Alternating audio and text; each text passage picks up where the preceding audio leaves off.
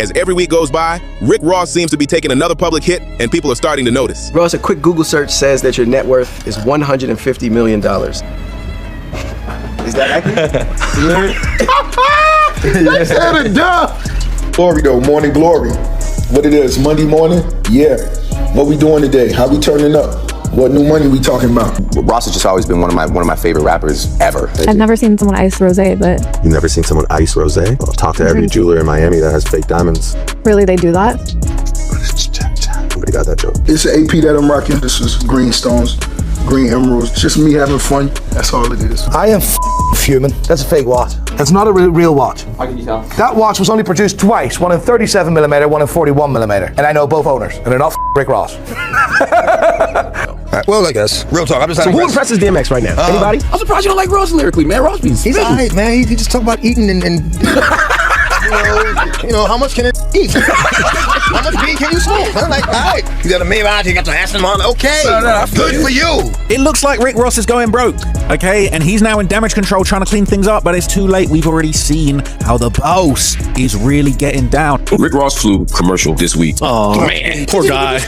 We ain't hired like Rick Ross in the airport neither. It's all good. Heading back to New York. Let's go next. It didn't seem to me like he was hiding because he was taking a commercial flight. Rick Ross looks so depressed to be flying with y'all junkies. Uncle Murder, you ain't never killed nothing. But what I want to do is give you and all your kids a free cleaning, free teeth cleaning. I know what 50 going through right now. He may not be in the mood for this. You know, Daphne Joy.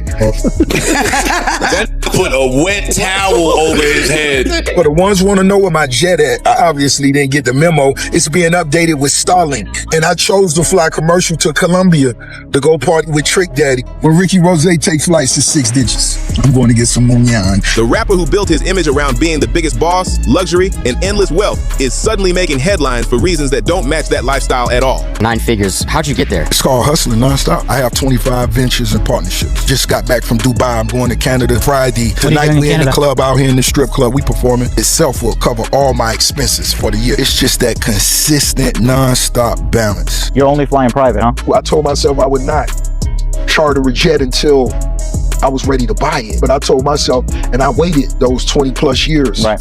And when it was time for me, it was an investment. Thoughts on the internet, Rick Ross is currently going viral because he was caught hiding while waiting for a commercial flight. And this is so wild framing because you can never catch me hiding while waiting for a commercial flight. You just saw me at the airport. First, week after week, Rick Ross keeps taking public hits, and people are starting to notice.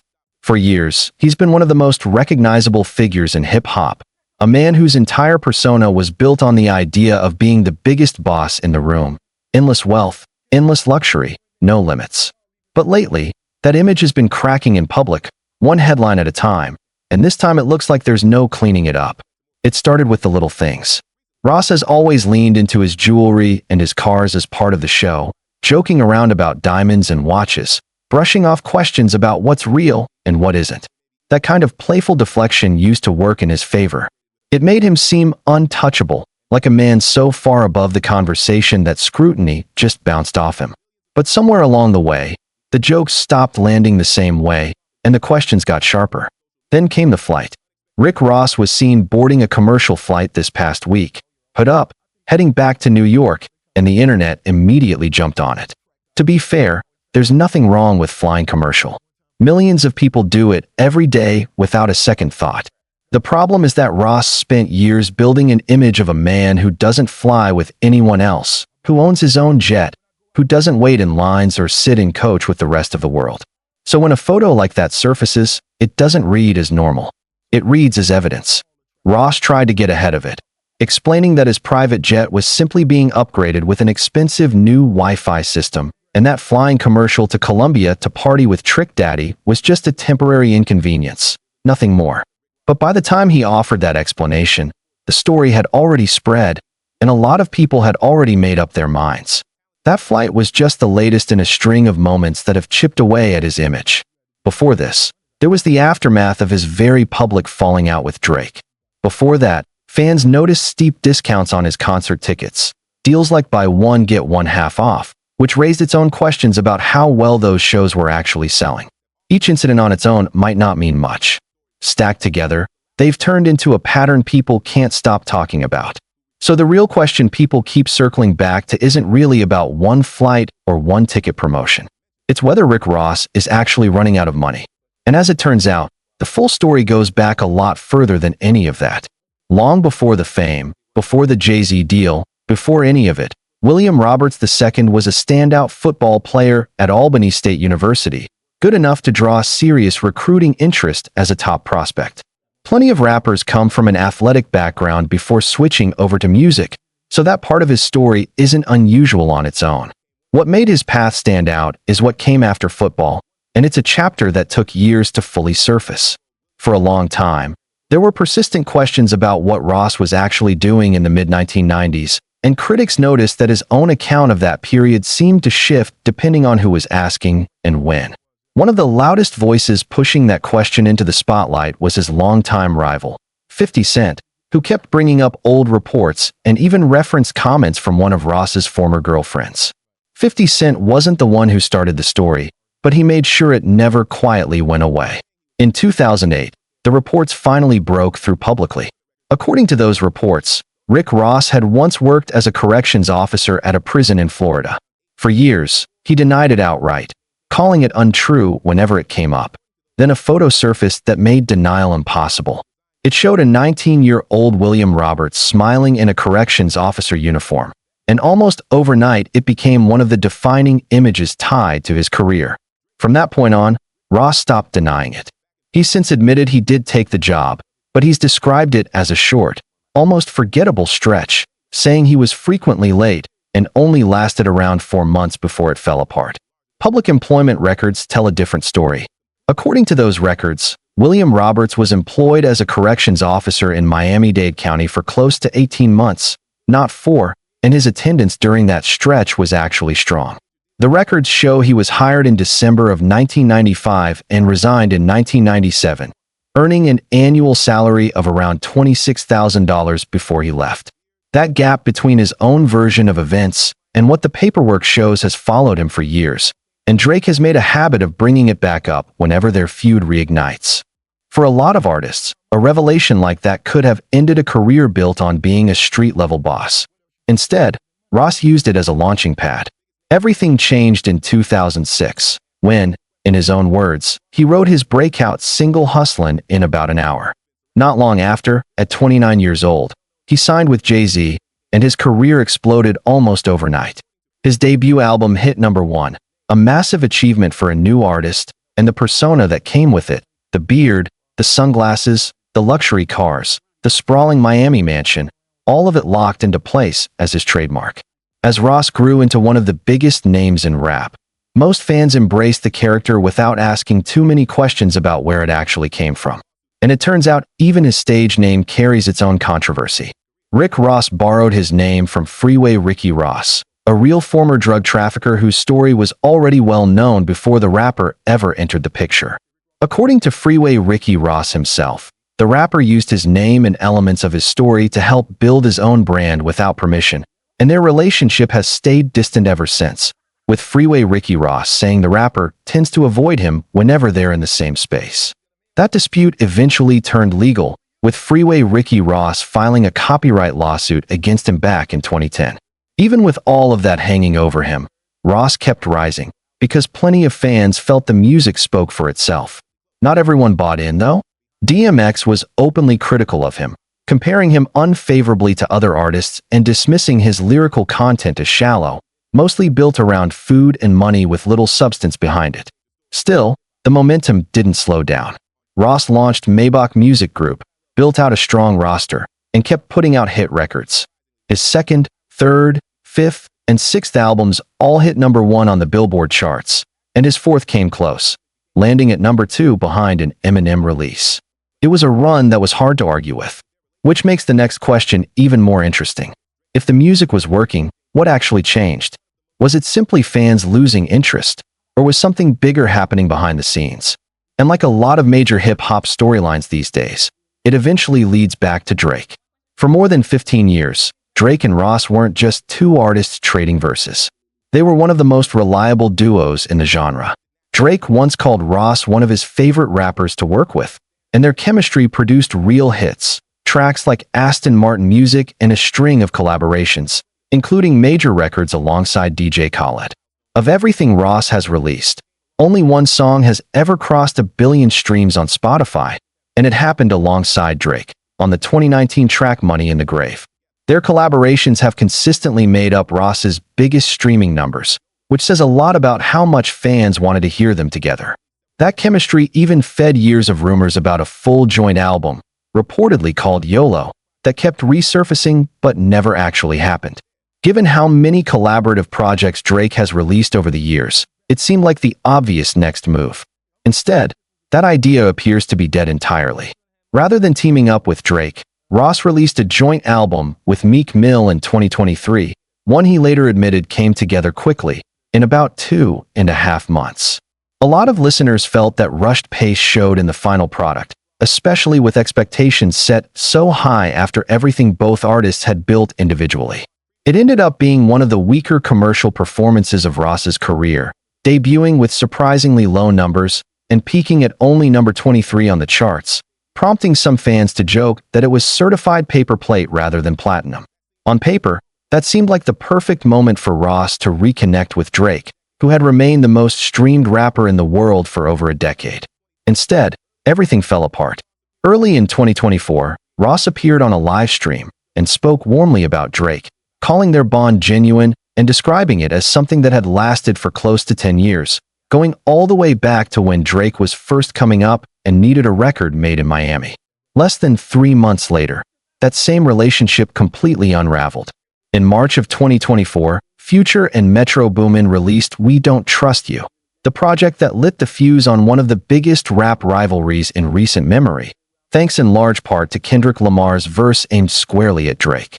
7 tracks after that, Rick Ross showed up on the album too, on the song Everyday Hustle, and given how close he and Drake had been, that appearance immediately raised questions. Some assumed it was purely business at first, but the signs kept stacking up. Ross publicly supported. The following month, Drake responded with Push-Ups, a track aimed at several artists at once, with Ross named early on. Drake poked fun at his age and pointed out that many of Ross's biggest Billboard hits, including I'm On One, Money in the Grave, and Lemon Pepper Freestyle, all featured Drake himself. One line also referenced Ross's past relationship with Tia Kemp, who he dated from 2003 to 2007 and shares a son with. Around the same time, comments Tia Kemp made on a podcast started circulating widely, adding more fuel to an already heated situation. As the online reactions piled up, what had started as quiet tension turned into a full-blown public rivalry, with every post and every lyric adding another layer to the story. Around the same period, fans also noticed Ross's former partner, Christina Mackey, posting VIP tickets and front-row seats to one of Drake's sold-out tour stops, right after Ross had unfollowed him. Whether that was coincidence or something more deliberate, it spread fast, and the internet had no shortage of theories. Ross didn't sit on his hands. Not long after Push-Ups dropped, he went into the studio and released his own diss track, Champagne Moments, along with a video aimed directly at Drake. In it, Ross repeated a long-standing criticism about Drake's use of ghostwriters, sampled one of Drake's own speeches, made comments about his appearance, and explained that he'd unfollowed him partly because of a reported cease and desist tied to French Montana, along with frustration over a project Ross was working on. That cease and desist claim was never fully clarified, which only added to the confusion, especially since French Montana has continued to appear friendly with Drake since then. The exchanges kept escalating from there, moving from music into a running back and forth on social media.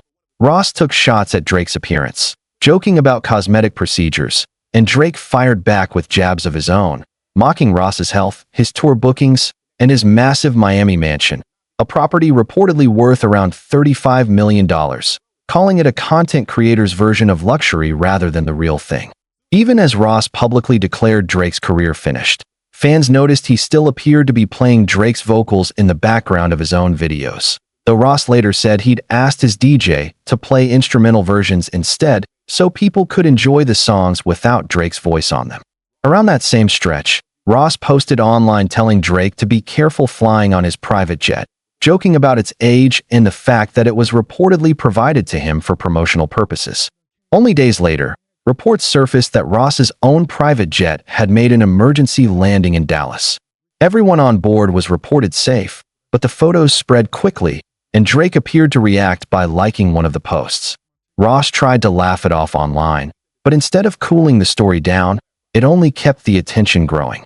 Then in July of 2024, Ross performed at a music festival in Vancouver, and to close out his set, his DJ played Kendrick Lamar's Not Like Us in Drake's own hometown.